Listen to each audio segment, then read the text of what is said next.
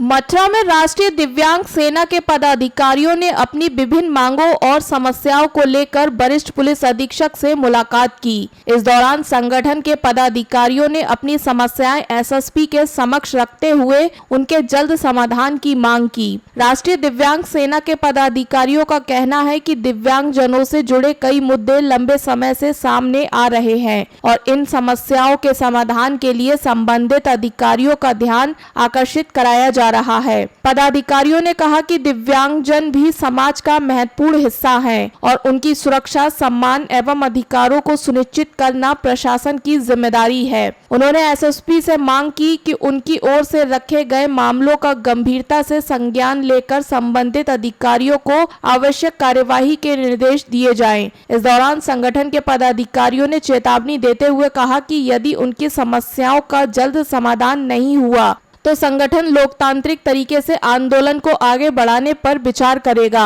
उन्होंने कहा कि उनकी प्राथमिकता शांतिपूर्ण तरीके से अपनी मांगों को प्रशासन तक पहुंचाना और उनका समाधान कराना है।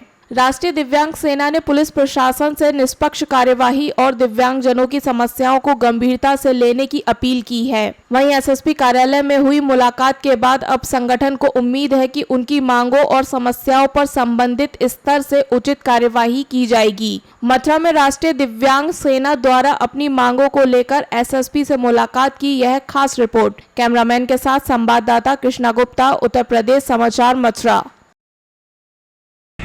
मथुरा के वरिष्ठ पुलिस अधीक्षक कार्यालय पर ये लोग आए हैं। इनसे जानते हैं हम कि क्यों आए हो, कहाँ के रहने वाले हो, क्या प्रकरण है आप लोगों का। मैं राष्ट्रीय दिव्यांग सेना का जिला उपाध्यक्ष सामलिया सिंह। अभी हम अपने डीएम साहब से भी मिले सुबह और अभी एसएसपी साहब से मिले हैं।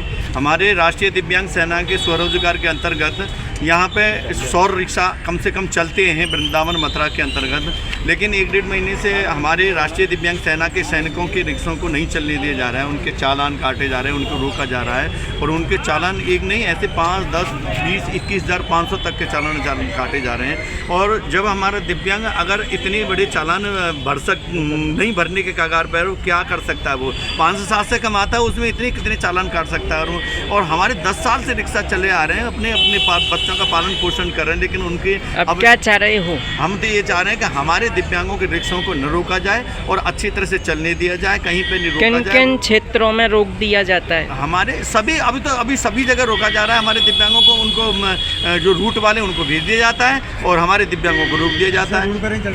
हमारे रूट में नहीं चलने देते।